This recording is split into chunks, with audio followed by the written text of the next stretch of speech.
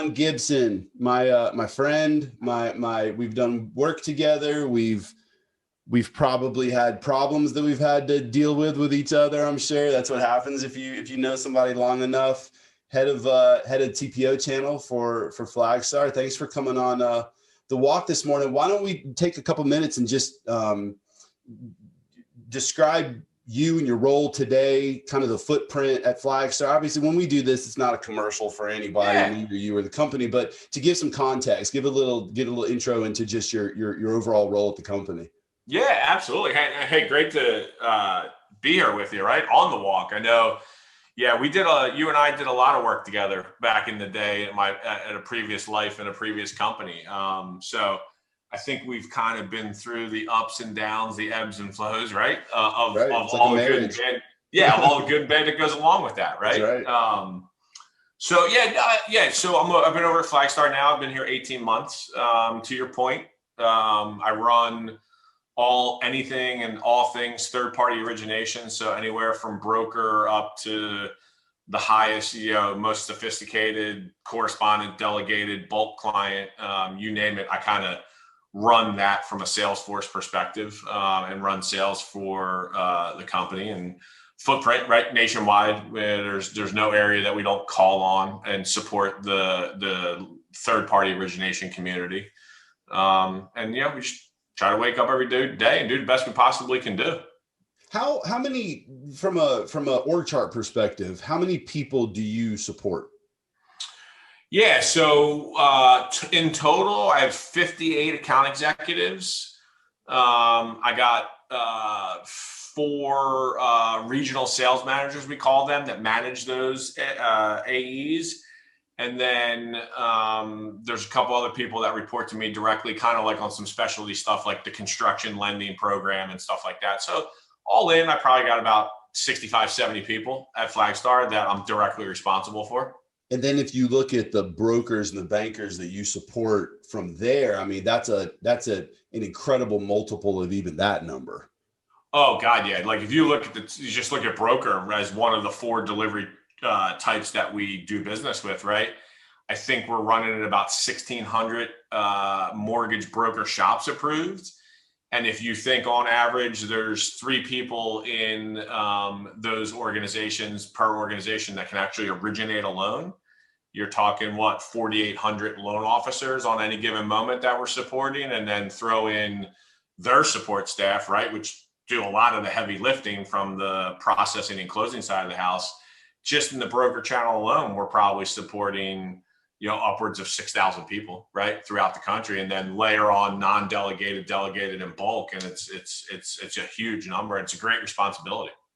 Yeah, and I wanted to get that out because I think that there's context to that, right? Like when we talk about even a wholesale account executive or a loan officer for that matter, the manager may not be in their title, but what they're doing on a daily basis is they are managing people, and they're managing emotions, and they're managing expectations. And I wanted to talk through that context because you put all that together, especially in a year like 2020, where although the business may have been hot, emotions were also running very hot, which for everybody made it a wild year to manage. And I want to come back to that.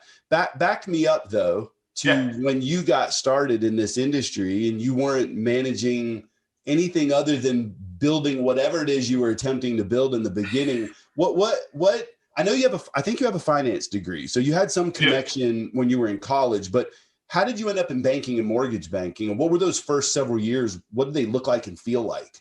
Yeah, it's actually a funny story. So you're right. I graduated from Drexel up in Philadelphia with a finance degree. And if you know Drexel, great university, co-op program. They're all 5-year programs. So your middle 3 years, you go to school for 6 months and you work in your trade for 6 months. And it was really an eye-opening experience because I started off as an engineer major. So I was like a architectural engineer, and my freshman year got through all the classes, got to my first co-op. It was awesome, but I realized real quick, like, wow, this is never what I could do for a living. Like, that's just not me. What was it specifically? Was there something that made you just feel like it wasn't it? Yeah, I think I mean, you know me, and maybe some of the people that'll see this know me. It's something that fit my personality, right? Like a desk job, 9 to 5, like, I don't know, not being in control of your own destiny from a standpoint of your earning potential, so to speak. Yep. That was just not something that fit me. And look, I'll be honest with you, physics was never my strong suit. So like when I got down to like exams and things like that, I always struggled with physics. It's pretty concept that you need to be an engineer of some sort. So For sure. it just didn't make sense to me. So I switched to finance, and then I actually worked on the Philadelphia Stock Exchange my last 2 years of the co-op program, which there would be like your pre-junior and your junior year. Okay. And then even my senior year, I still worked for them part-time in between classes. So loved the concept, loved working with on the exchange, the finance, the money, everything associated with it. And quite honestly, I stumbled on the mortgage industry. I graduated in 95. And it might have been 94. It's been so long, 94, 95. I graduated, and a bunch of my buddies that I grew up with, we grew up in South Jersey. We always had shore house for the summer. I was literally hanging out at my shore house that we had rented. And, you know, this is 95, right? So you had actual physical resumes that you would hand people. I had a bunch of them in my trunk, and my one buddy to this day, who we are still tight. He's my he was a wrestler. I was a basketball player. We were tight. He literally is my finance guy now, right? So all my investments go through him. His brother-in-law came down and partied with us, and he was an area manager for a mortgage company. And literally hit it off with him that weekend, gave him my resume. And within probably a month, I had been interviewed by multiple people at the company and started in the industry as a retail loan officer. So I was literally on the street selling loans, and that's how I got started. And so was this a big company, a small company? It was a nationwide. World Savings, Golden West Financial was the parent company. World Savings or World Mortgage was the mortgage company. And I started off as a retail rep for them for about a year and a half. I got the opportunity to then become a wholesale account executive about a year and a half in. I did that for about 2 years. And then I got offered a role to, go into management. And basically after the first 3 years of my career being on the street, I went right into management. I've been in management ever since. Were there moments along the way in the first 3 to 5 years where you had these, I kind of call them turn the corner moments, where you either turn the corner or you don't turn the corner? You have to make a decision. But were there moments where you thought, man, what am I doing? I'm not good at this, or the market's not fair, or these other people are getting leads that I'm not getting? Can you think back to moments like that? And then what was it that caused you to turn the corner? Yeah, I mean, look, there is a pivotal moment I point to in my career when I was that retail loan officer. To your point, I came out, I went through their training program. I was struggling it was a 5-year school, right? So I graduated when I was 23, coming out of college. You're on your own, you're living with a bunch of buddies. Yeah, you're starting your career. This looks great. It's sales. Hey, commissions were great if you could close loans, right? Like at the end of the day, it's on you. Right. And about a year into my career at that company, I worked for World all the way until the end. So I was there for a good 16, 17 years. I was going to get let go. They were going to fire me. So I was about a year into the industry. This just for lack of production? Was there something specific?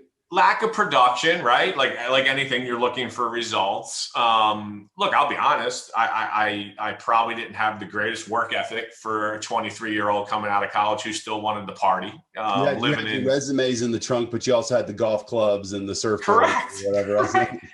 Living in Westchester, Pennsylvania, right? Like college town, not where I went, but that's where kind of I moved to when I was working for this company.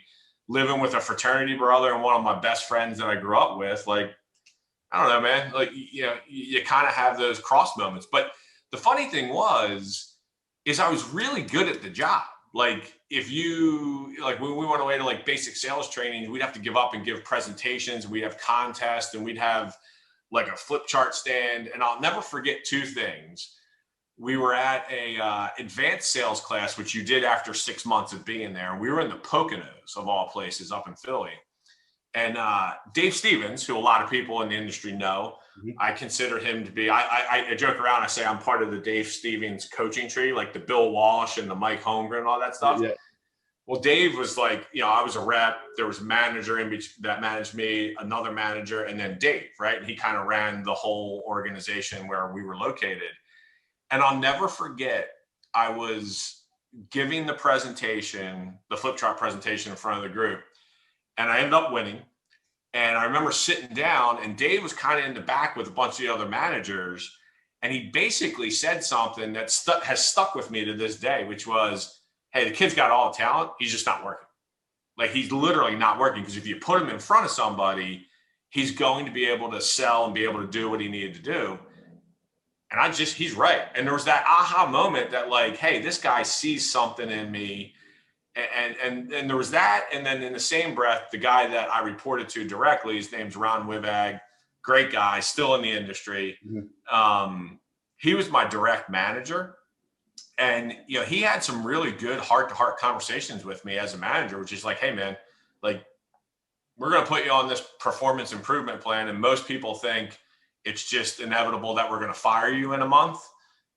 And it might be that way. He's like, I want to be honest with you. He's like, but it's on you. He's like, so if you want to do the things that you need to do to be successful, I'll support you, and we'll do them together.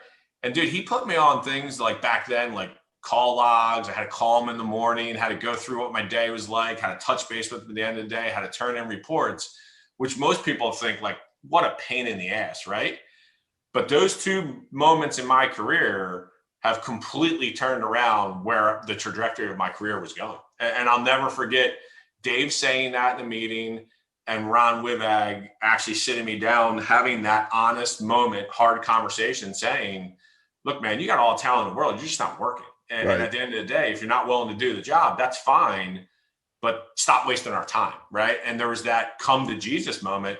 And look, my career's turned out pretty good since then. Well, I mean, such a good example of it.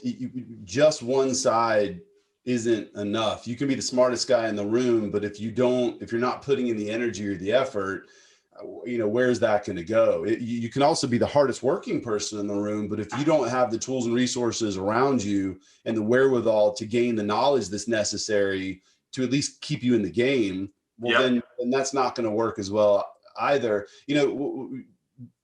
Fast forward now. So, you were integral in the growth of Caliber prior to Flagstar. You obviously made the move to Flagstar, which was also already a, well-respected, established company. The takeaways from those moments, are there things that you find you're constantly incorporating in your manager style, the way that you support other people, that goes back to those moments? And then I've got to assume, now that you're on the other side and you've been on the other side for a while, you must have moments where you have similar conversations and there's no positive result that comes from it. Like, I'm curious to kind of hear stories maybe that you've had of both how it works out positively and then how sometimes it doesn't work out so positively, and also how you internalize some of those things as you go through. Yeah, so it's interesting you say that, because I've tried to take those moments that I call defining moments for my career, and I hate using the word pay it forward, right? But like, those are things that are grounded in me. And for people that know me, I really look at it as like, my job is to work for my people, right? Like, the concept of work charts drives me crazy, because you put a leader at the top and they don't drive the revenue for the company, right? They should always be inverted. I work for my sales force and my AEs, and that's kind of been my philosophy anywhere I've ever been. But yeah, I mean, look, the things I took away from that were just the raw honesty and the sincerity, right? Like, I think a lot of times we get caught up in stuff as managers that, you're just not as honest with your people as you should be. You try to spin things, and that's just never been my approach because of those defining moments. So yeah, I would say, like, if you think it through, right, there's definitely a couple moments. Like, I'll give you an example of one that I think is a positive moment, and I'll circle back to one that maybe didn't work out so good, right?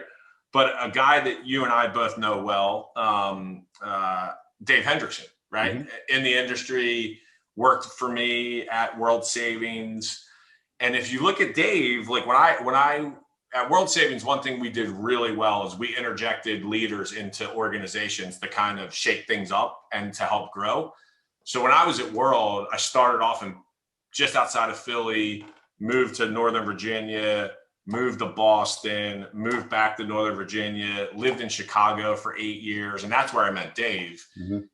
And then when it kind of all ended with the merger and then the acquisition and everything that took place, I came back to Virginia.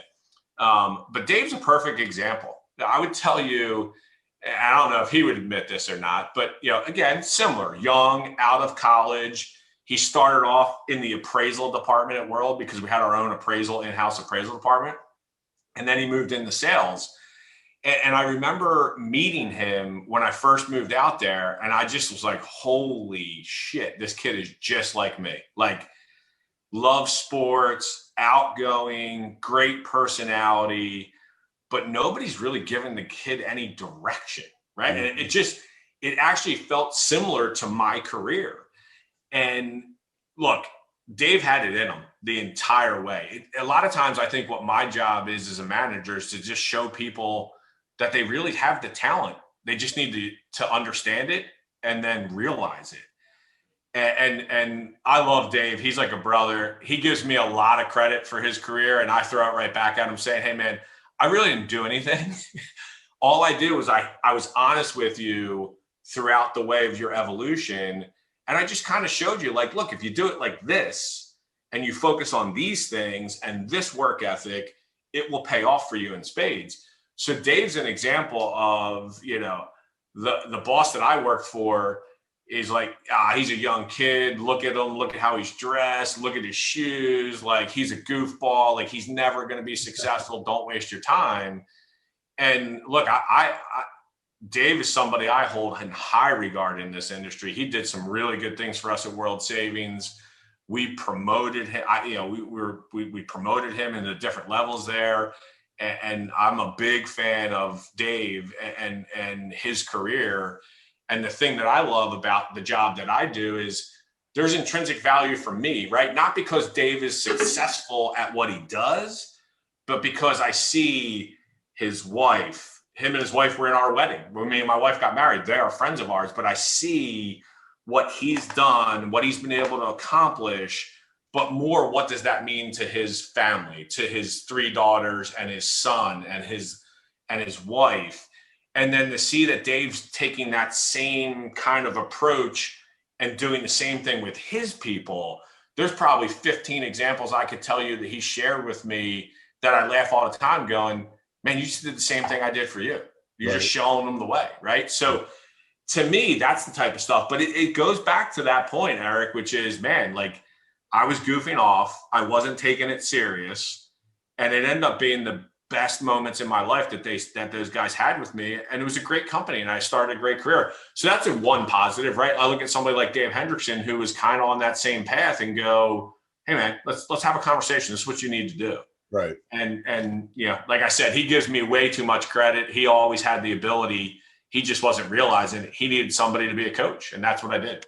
Well, I think one of the things that, and of course, I know Dave well also. Yeah. For those that might be listening that don't know Dave Hendrickson, Dave is a wildly successful divisional manager for a retail mortgage banker and he's in the Midwest, but he's got a presence in markets throughout the United States. And it's a very self-contained division where they all have relationships. They all know each other's families. They fight, but they come out of the room with some common goal after that fight. And I think one of the things that you guys probably share, and something I say a lot, and that is, do you want credit or do you want to be successful? Because it's not always the same thing. There's people that fight for credit and they think that success is somehow going to be tied inside of that formula. Yeah. And it's what really is our ultimate goal here. And I think you and Dave both have done a great job of whether either identifying that or it just comes naturally. But it takes two. There has to be someone that's willing to say something that could be painful to the other person. And the person that does it, you or John or Dave Stevens, as an example, have to be willing to know that what you get back might not be positive. It might be negative, and it may then also make you question your own ability to lead and manage. So I'm curious, like, I'm assuming you've had some experiences like that as well, where you knew someone could be successful. You gave them the tough love that they probably needed at the moment. But in that moment, it might have come back to bite you. Maybe they left you, they joined another company, they disagreed. When those moments happen, is it easy for you to handle? Do you brush that stuff off? Or how do you manage your own emotions when you don't see someone take that advice? Yeah, like when that happens, and it's happened, I mean, just being in management for as long as I have, right, at various levels, the last, probably, I mean, God, it's going on almost 2 years here at Caliber, is there for quite some time. And then the last 4 or 5 years at World Savings, I've pretty much been at this level that I'm at now. Right. But in between that, right, running branches, running regions, all that stuff. There's definitely been a lot of what I call coaching sessions. And there's just as many as you could look at the positives and point to the successes. There's probably equally just as many that didn't work out. Right. And I think I struggle with it, the emotion of it, right? Because I think you've said something that's true, right? It takes two to tango, right? Like, I can sit down with you and I can care and I can show the understanding and I can walk you through how we get to where we need to get you. But then at some point, the individual has to want that too, right? It's hard for me to want it more for them than they actually want it, because I can't physically do the job for them, right? Like that's impossible. But when you talk about the emotions of it, yeah, there's, when you put that time and energy into it and you really believe in the person and you believe in their ability, and then it doesn't work out, I try not to take things personal in this industry, because I think when it becomes personal, it like that derails you and your focus and how you view things. But there's part of me that when that's happened, I feel like I've let that individual down somehow, right? Like, not that they've let me down. It's more of, I didn't do enough. Like, yeah, I started them on the path, but man, I could have done it. How could I have done it differently? How could I have structured it differently? How could I have said it differently? Because maybe the way I was doing it and delivering it wasn't resonating with them or connecting. So I've always tried to internalize those moments into what could I have done different as their mentor, coach, manager, so that they wouldn't have had to leave and then go do this or get out of the industry, that type of stuff. So for me, those are always internalizing moments that says, where did I go wrong? What could I have done differently? How should I have functioned differently? And I've learned from those moments too. So thinking ahead, the industry I still am a believer that our industry, the mortgage industry, although it's embracing and innovating from a technology perspective, that the industry is still behind other industries. Absolutely. However, we've been going in this direction for quite a while now. Do you envision a future where there's so much technology supporting processes that this becomes more of a commodity? And you could already make an argument that it's a commodity, but the way that we get to the ultimate commodity, meaning I own it, I'm the end user, I own a home, and that mortgage is an asset, or the home is an asset at some level. There's a commodity.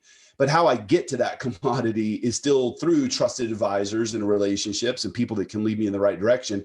And with that, those trusted advisors are trusted advisors because they've had leadership that have coached them the way that you just described. Do you have any concern that in the near future, at some level, technology somehow starts to replace some of that and we lose the nuance of all those things that you just described? So it's a good question. Well, let me throw one other thing into your brain, because where my head is even on that is, not just that it impacts your ability to do what you just described, but the trickle down effect, for lack of a better term, in how that then meets the end user, the consumer, or even the referral partner. Yeah. That's kind of where my head is on that question as well. Yeah, and there's a lot of good points in there. Look, I think if people aren't embracing technology and the impact that it's going to have in this industry, they're going to be left behind, and left behind quickly. Now, what I will tell you is, pre-pandemic, I think this industry was being dragged and fighting all along the way. And we were probably still a good 5 years away from where I think the real, impact of technology was going to be seen and felt. COVID changed that a little bit, right? Like, everybody working from home, everybody working remotely. Look, just from a third party perspective, right? Like, there are a couple companies out there that really don't have AEs on the street, right? They centralize it and they do it in-house. But for the most part, 95% of the companies out there have the AEs, local experts in the marketplace with their business partner, and they understand exactly those marketplaces, right? Those individuals, through the pandemic, they were all forced to do business differently than they've ever done before. Look at what we're doing right now on a Zoom call, right? Or a WebEx call, or a Microsoft Meetings, or keeping certain all the ones that are out there. Never did that before. Not to this degree, not for over a year, right? That's right. Not to this scale. So we figured out how to embrace it. You start looking at like e-closings and RONs and all those things. That was light years away from being part of this industry as the norm. And the pandemic really condensed a lot of companies' thinkings on that. Hell, in some instances, states, municipalities, counties, things like that, with laws on the books. A lot of that stuff's changing, right? So I think it's coming. I think it's coming probably faster than people think, just because of the rapidness of how things have transpired over the last year to year and a half. But there is always, in my mind, going to be something said for the trusted advisor, the local expert, the person that I need to talk to, whether I'm the consumer and I'm trying to get a mortgage, or whether I'm the loan officer doing the mortgage. I mean, look at it now, right? Look at like how many people, I saw some statistics the other day. It's like 88% of the people, when they go to buy a home, are doing all the research online on their own, but then they're still using a real estate agent, right? Same thing on the mortgage broker side, or the mortgage loan officer side. There's all these statistics of, sites that are being looked at for mortgages and interest rates and all that stuff.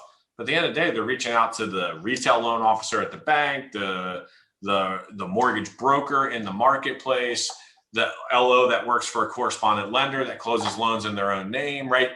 So while I personally believe, and this isn't, this is just John Gibson, not representative of anything else except for my own opinion, I do think the landscape of how a loan gets originated, not only from a technology standpoint, but what like a retail loan officer looks like in the future and how that's going to be, I think that's going to dramatically change. I really do. And I think it's going to have to, right? I think we're going to have to evolve.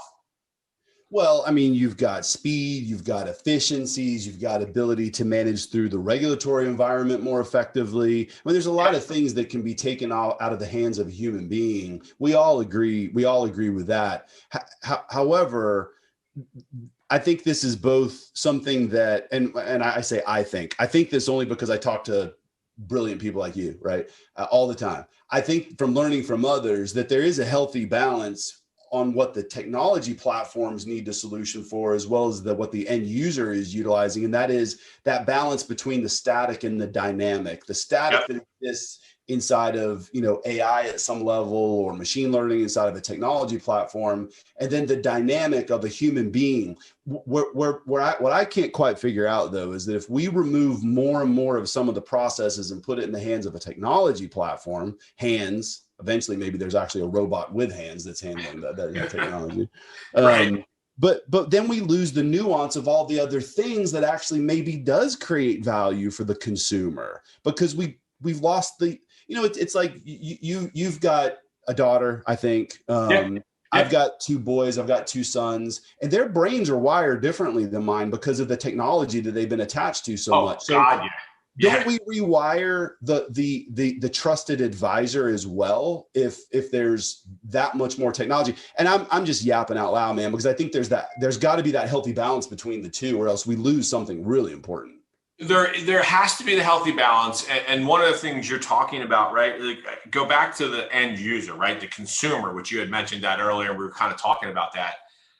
I do think when it comes to the home buying process, right? Understanding, what a mortgage is, how I qualify, what I need for a down payment, everything associated with getting a mortgage, as well as finding a home, real estate agent, all those things. I do think that they're becoming more and more educated and more savvy. Mm-hmm. And I'll give you an example, right? And again, this isn't anything other than something that I've seen, and I think they're doing an excellent job at this.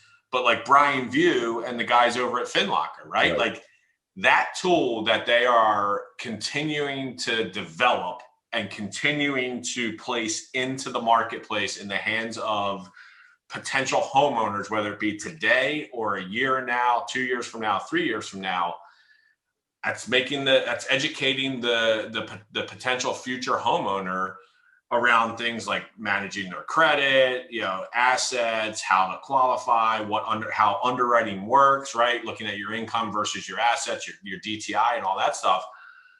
So if I'm a trusted advisor in the marketplace as a loan officer, I need to be able to adjust and meet my clients where they're going to be, right? And if clients are using things like a FinLocker, meaning a borrower, I need to understand, like, how do I reach out? How do I, A, partner with somebody like that? But then B, how do I make sure that I'm utilizing those tools and services and I'm up to speed with that the borrower's being able to utilize? So I think things like that, to your point, like staying in touch with the trends and where the borrowers are getting information from, at least from a technology perspective. And there's a couple of ones out there. Brian just comes to mind because I replaced him at Flagstar and I've seen their product and it's slick. Like, they're doing a really good job with it, and they're partnering with a lot of brokers and correspondent lenders, the agencies. Like, they're really doing some good work over there.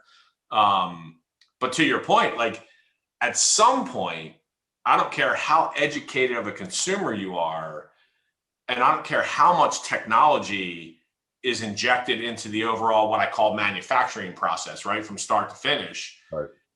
It's amazing. It's never not going to be one of your biggest financial decisions when you actually look at it, right? The amount of money you're putting into it, the interest that you're going to pay for the period of time that you're there. Look at me, like I'm redoing my deck right now. There's money that I'm investing into my property. It's not just about the transaction and the closing and the payments. It's everything else that goes associated with being a homeowner. It's going to be your biggest financial decision. You still want that trusted advisor with that knowledge and expertise to be able to advise you through that process, even if that advice and how you give it to them may be different in the future because of the technology piece. Yeah, such a great point. I was reading an article recently, had nothing to do with what we're talking about right now. It was talking more about social media companies and their responsibilities and their communication. But there was a quote that came out about how those platforms have replaced the town hall. And the difference, with the town hall was you had a group of people face to face having conversations, debating topics, and witnessing how certain things actually physically and emotionally impacted a human being, versus having a technology platform essentially feed you the answers. And what I would have a hard time picturing is that the mortgage industry as a ecosystem is replaced by technology. I mean, there's that town hall need that, I had somebody tell me a long time ago, this was a great area manager down south, super successful guy, led a super successful team. He was a good old country boy, liked to hunt on the weekends, drove a big old truck, tough guy. Yeah. And there was a moment where I told him what I thought he needed to do. And I felt like he trusted me enough to at least just say it, and he could have hung up on me. But he made a comment, and that was, sometimes people just need to be told what to do.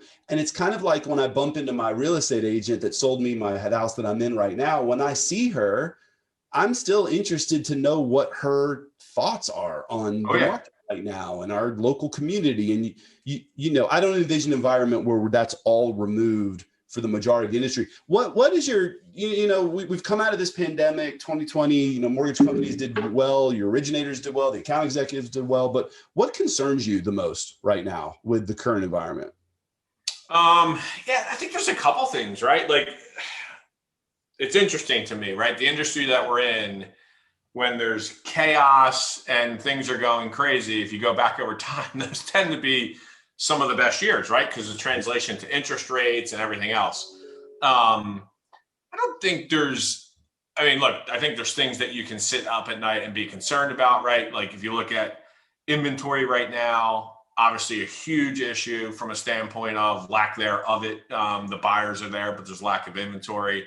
That's concerning, right? As we move forward, you typically then look to like new construction to kind of, help with that from a standpoint of new builds, new building permits and new homes being put onto the marketplace. I think I'm concerned a little bit there about one, the cost of supplies, right, and materials. You're talking about building a deck right now. If you're building it out of wood, I'm going through it right now, right? Like just seeing, and I thank God that I did it when I started it when I did, which was before Christmas, and the pricing of the materials when we bought everything is dramatically different than today. Right. But then even in that example, right? So there's the building materials from a standpoint of a cost, but then there's the standpoint of just the shortage of building materials, right? So I'll give you a real life example. The deck we're building has a 4-season room, right? So it's got the windows that collapse into the ground, but during the wintertime, you can be in there, got heaters and all that nonsense. I chose to insulate the roof and the floor. A lot of people don't do that, but I was like, hey, why not? What the hell?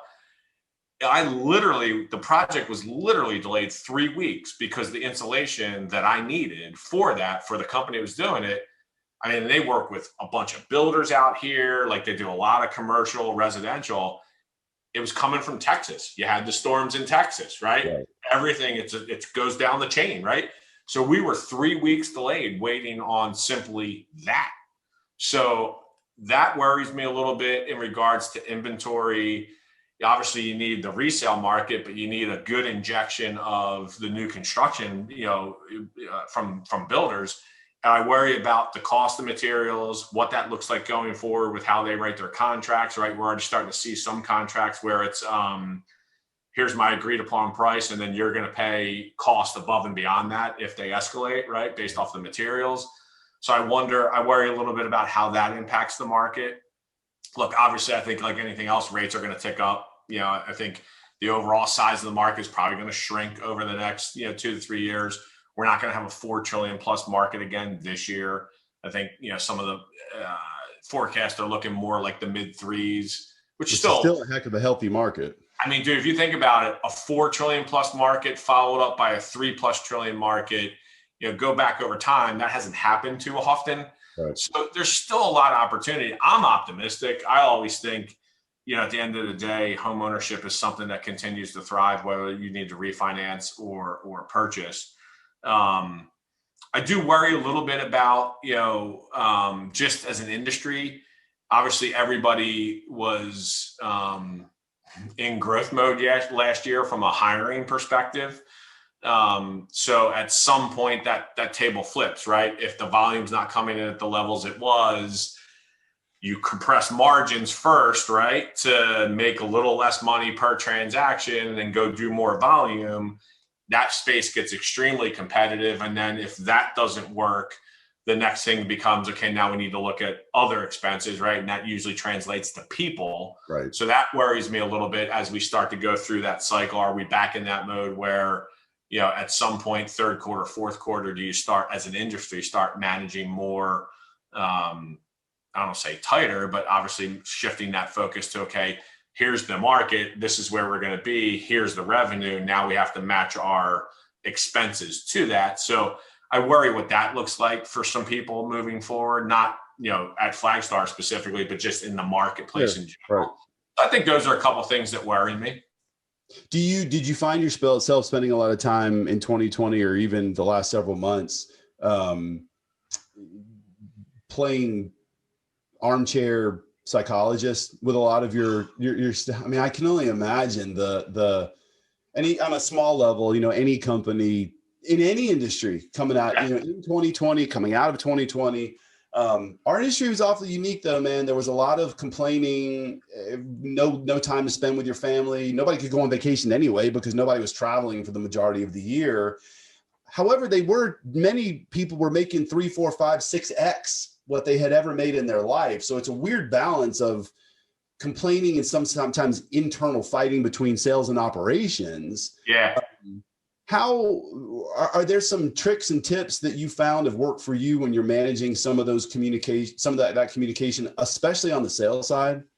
Yeah. And it's a great topic, man. Cause you're right. Like if you talk to some operational people, right? Like underwriters, processors, closers, managers of those individuals, they probably had the best year from an earning potential that they've had in a very long time, and in a lot of cases their entire career. Right. But it came at a pretty good expense, right? Like we can say like, hey, you weren't going to travel anyway, and look, none of your kids had their sporting events or their dance competitions. Like they weren't in schools, right? Like you weren't driving whatever in rush hour traffic to get to the office, right? So your commute was literally get up, make your coffee, and you're in your office type of thing. But there is a mental state to that when it's almost like you're working 18 hours a day, 7 days a week, right? And sure, they got compensated for it, but yeah, I think I think that's something that it was. If you weren't mindful of it in 2020, I think that's a culture that individuals will remember, and at the end of the day, I think that'll come back to haunt some companies that didn't pay attention to that. Right. I do think there's that, we always talk about this work-life balance, right? I think that got shifted and skewed a lot in 2020. And I think from a sales perspective, what I tried to do, and look, I can just speak for what we tried to do at Flagstar. I think keeping open lines of communication is huge. We do, even before the pandemic, I host a bi-weekly call with the entire sales force. And I bring in my capital markets group. I bring in my ops leaders. I bring in, the sales support team, and they all have segments in my sales meetings where they're giving updates, they're firing out updates on things. And there's this good back and forth type of communication. So I think if you do that, and look, here's the one thing I've always believed in, right? Like if you're leading your organization correctly, then I believe as a leader supporting not only sales, but ops, because it's a team, right? Yes. If those lines of communication are open, then one, I think that's all you can ask for. Two, I think as long as people see that action comes out of that feedback and that communication, then your voice is being heard, right? Number one. Number two, you can see if the company cares and they're taking action. So I say all the time, like, look, I want to hear it. I want the feedback. I want your partners to hear the feedback, but level set. Some things we're going to be able to do right away, and it makes perfect sense, and boom, we're off and running. Other things you're going to bring up as feedback that are great, but there is zero chance in hell we're ever going to do that, right? Right. And then there's the other stuff in the middle where great idea, understand what you're saying, we're going to get there, but we're not going to be able to do it the way that maybe the competition's doing it or the way you would want us to do it, but we're going to check that off the box.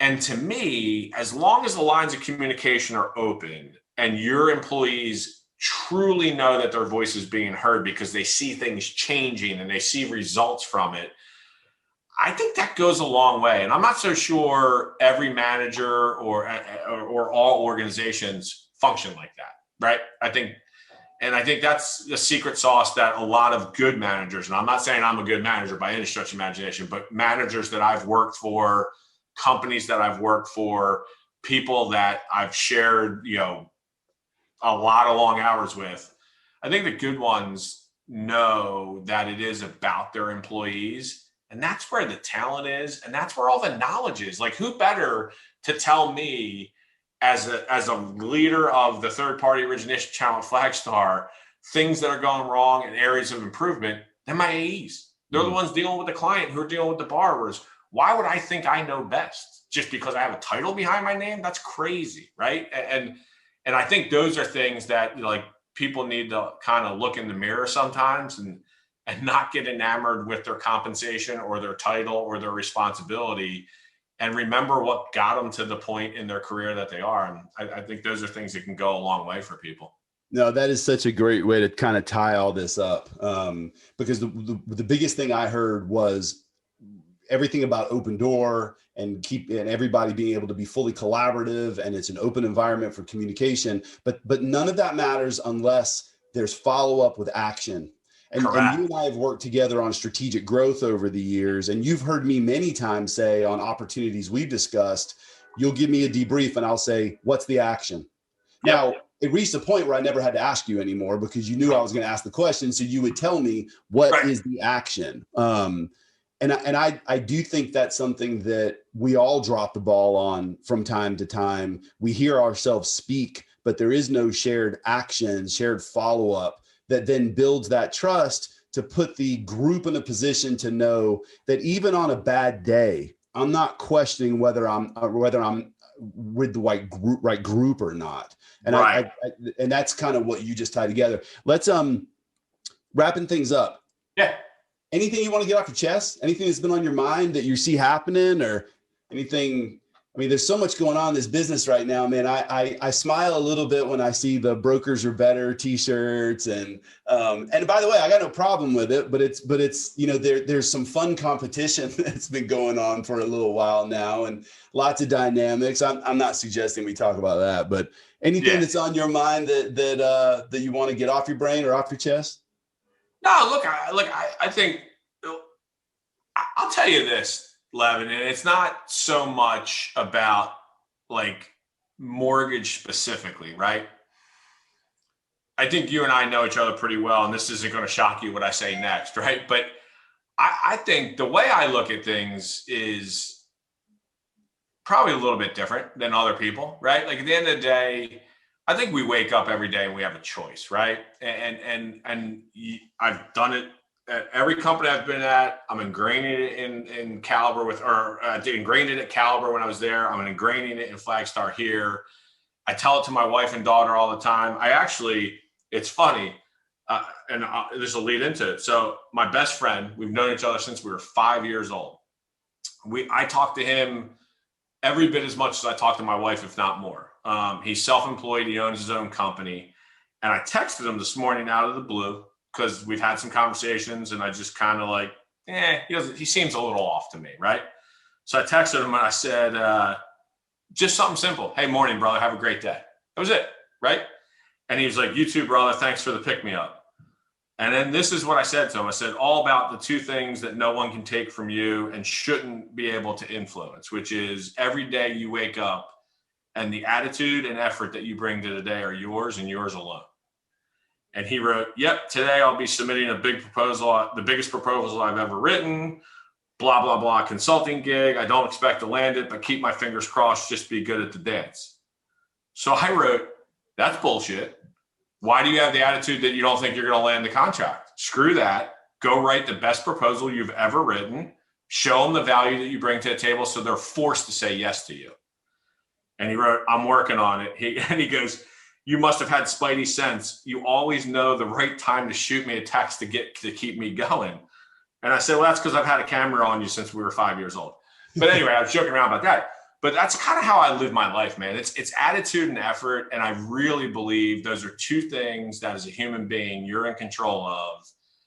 And if you let other people influence that, shame on you, right? Shit's going to go wrong. You're going to have a hiccup, whatever, insert whatever. Right now, appraisal is the hot topic in the industry, right? Because turn times are extended. They're asking for, ridiculous upcharges on all these assignments. Now you're starting to see the craziness in people, contract prices, whatever, $550. appraiser doesn't even want to take the assignment because they know the comps only support 400 and they know like the back and forth that's about to happen. But why do you let that bring you down? Right? Like at the end of the day, A, it's not personal. B, it's part of the industry. C, nothing ever goes off without a hitch. But I think the attitude that you bring to that goes a long way in solidifying relationships and the effort that you put forward. So I know you kind of asked anything that's on my mind. That's on my mind today, right? Because to me, why do you let other people influence you, right? At the end of the day, your attitude, I tell my daughter, you said I have a daughter, she's 19, she's a freshman in college, right? And to your point, they're going through things that, you and I and people watching this have never gone through because of this damn thing and all the technology in their hands. Right. And they can get, stuff's going on you and I don't even know about as a parent, right? But that's kind of what I'm teaching her is like, hey, don't let these kids bring you down. Don't let them talk about you like that. Just because you didn't get 100 likes on something you post doesn't mean you're not a good person, right? At the end of the day, your attitude and your effort. So I would tell you as a wrap up, that's kind of where my head's at on like things that I think about on a daily basis. No, I love it. That's a drop the mic moment. And especially, one of my biggest takeaways, and it's something I know is a weakness of mine and I could be better at. And that is good leaders feel compelled to send text messages like that for a reason. You've learned it. It just happened. You weren't doing this when you were 25 years old. You might probably weren't doing it when you were 30 years old, but you feel compelled to send that text. You feel compelled to make a phone call to one of your account executives. You feel compelled to reach out to an underwriter for some reason. And there's a reason for that. Good leaders do it. You're a great leader, John. Hey, thanks for coming on the walk. I think we might have I think you may have tied Ken Perry's record for the longest walk podcast. We're going to be close. I'm not splitting this one up into 2 episodes though. This is great, John. So thanks for coming on, man. And we'll do this again down the road when we got some topics you want to bang around. Absolutely, man. Appreciate it. Love what you're doing. And look, we've got a relationship going way back, but I love this stuff. So thanks for reaching out and inviting me. I appreciate it. Appreciate it, bud. Be good, John. Thanks, man. You too.